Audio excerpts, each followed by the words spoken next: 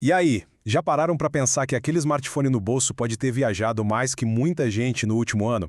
Pois é, hoje a gente vai desvendar essa jornada que é quase invisível dos produtos e entender o sistema global que conecta tudo, sabe? Desde a extração da matéria-prima até chegar à nossa mão. Pensa só, cada coisinha que a gente tem por perto, sei lá, um celular, uma camiseta, tudo isso tem uma história bem complexa por trás. Uma história que, na verdade, começa muito, mas muito antes de o produto aparecer na prateleira. E essa história é que a gente vai descobrir agora. Ok, para a gente entender essa jornada toda, primeiro a gente precisa olhar para o palco onde tudo isso acontece, né? Que é esse nosso mundo de consumo moderno. Hoje em dia, a gente vive numa sociedade onde comprar não é só sobre necessidade, né? Virou um jeito de se expressar, de mostrar quem a gente é ou quem a gente quer ser. E a publicidade, claro, tem um papel fundamental nisso, conectando a gente emocionalmente com os produtos e transformando o ato de consumir em parte da nossa identidade. E o grande motor por trás de tudo isso, sem dúvida, é a globalização. Pensa bem, os avanços no transporte, na comunicação, tudo isso transformou o mundo num mercado só. Um produto que foi feito lá do outro lado do planeta pode simplesmente chegar na porta da nossa casa em questão de dias. É impressionante.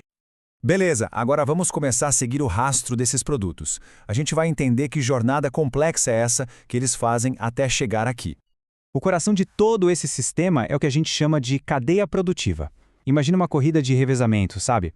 Começa lá com a matéria-prima, aí passa o bastão para a fábrica, depois para o transporte, até que o produto finalmente chega nas mãos de alguém. Cada uma dessas etapas é absolutamente crucial. Vamos pegar um exemplo prático, o café. Tudo começa lá no setor primário, com o plantio e a colheita dos grãos, certo? Depois, no setor secundário, esses grãos são torrados, moídos, embalados. E por fim, entra o setor terciário, que transporta e vende esse café nos supermercados até ele chegar na nossa xícara. E como dá para ver aqui, esses três setores funcionam como se fossem as engrenagens de um relógio. O primário, da agricultura e da mineração, ele fornece a matéria-prima. O secundário, das fábricas, transforma essa matéria-prima. E o terciário, que são as lojas e o transporte, entrega o produto final. É isso, um simplesmente não funciona sem o outro. E a escala disso tudo é simplesmente gigantesca. A gente está falando de 28 trilhões de dólares em mercadoria circulando pelo mundo só em 2022. É muito dinheiro. E se a gente olha aqui para o gráfico, vê que quase um terço de tudo isso são eletrônicos. Isso só mostra o quanto a gente está conectado globalmente, né? Tanto para o bem quanto para o mal. Só que toda essa conveniência, essa abundância de produtos, tem um custo que nem sempre a gente vê. Um custo oculto. Vamos agora dar uma olhada no outro lado dessa moeda. O grande problema é que o nosso sistema hoje funciona num modelo que é linear. A gente extrai, produz e joga fora. É uma rua de mão única, sabe? Que trata os recursos do planeta como se eles fossem infinitos e o lixo como se fosse um problema dos outros. E o que alimenta isso é um conceito chamado obsolescência programada. É isso mesmo, os produtos já são feitos para quebrar ou para parecerem velhos logo, forçando a gente a comprar um novo. O mais louco é que o sistema não apenas gera lixo, ele precisa do lixo para continuar funcionando. E esse número aqui, ele mostra bem o tamanho do problema. A gente está consumindo o equivalente a um planeta e 70% por ano. Sabe o que isso significa? Que todo ano a gente entra num cheque especial ecológico. E o planeta, coitado, simplesmente não tem como cobrir essa conta. E as consequências disso? Bom, elas são bem graves. 60% dos ecossistemas do mundo já estão degradados. A gente está gerando montanhas e montanhas de lixo. E, ao mesmo tempo, a desigualdade social só aumenta. Porque esse mesmo modelo que incentiva o consumo é o que concentra a riqueza nas mãos de poucos. E essa desigualdade é gritante. Olha só esse gráfico da Oxfam. Ele mostra que o 1% mais rico do mundo tem quase a mesma riqueza que os outros 99%, somados. É a prova de que o sistema que produz tantas coisas para a gente também produz essa concentração absurda de riqueza. Mas o cenário não precisa ser só esse. A boa notícia é que existem alternativas ganhando cada vez mais força. Vamos explorar agora algumas ideias que estão meio que redesenhando o futuro do consumo. A grande virada de chave aqui é sair dessa linha reta do usar e jogar fora e entrar num círculo, um ciclo de reutilizar, reciclar. Em vez de um beco sem saída para os produtos, a gente cria um ciclo contínuo. O fim de um produto vira, na verdade, o começo de outro. E o nome disso é economia circular. A ideia é basicamente eliminar o conceito de lixo.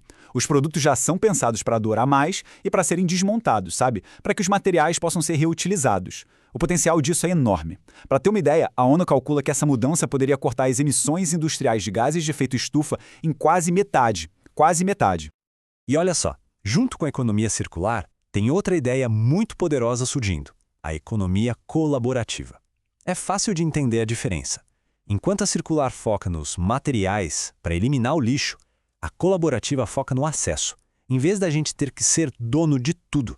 Pensa naqueles aplicativos de carro compartilhado ou de aluguel de ferramentas. Faz sentido, né? Para que todo mundo precisa ter em casa uma furadeira que vai usar, sei lá, uma vez por ano? A ideia é essa. Um único recurso, como um carro ou uma ferramenta, pode servir para dezenas de pessoas. E isso reduz o desperdício de um jeito drástico. E claro, a gente não pode esquecer do fator humano em tudo isso. É aí que entra o comércio justo, ou fair trade. Ele basicamente garante que o preço que a gente paga pelas coisas reflita condições de trabalho dignas e práticas que não agridam o meio ambiente. É sobre conectar o consumo consciente com a justiça social de verdade. Então, resumindo a história, o caminho para um futuro mais inteligente passa por algumas ideias-chave. Primeiro, fechar o ciclo dos materiais, reutilizando e reciclando. Segundo, a gente compartilhar mais e precisar ser dono de menos coisas. Terceiro, garantir que quem produz seja tratado com justiça. E talvez o mais importante de tudo, a gente pensar 2, 3 vezes antes de comprar qualquer coisa. Isso tudo leva a gente de volta para o começo. Esse sistema global parece um monstro gigante, né? Mas ele é movido por bilhões de pequenas escolhas que a gente faz todo dia. A questão que fica é, o que será que acontece quando bilhões de pessoas começam a fazer pequenas escolhas de um jeito diferente? Talvez seja exatamente assim que se reescreve uma história.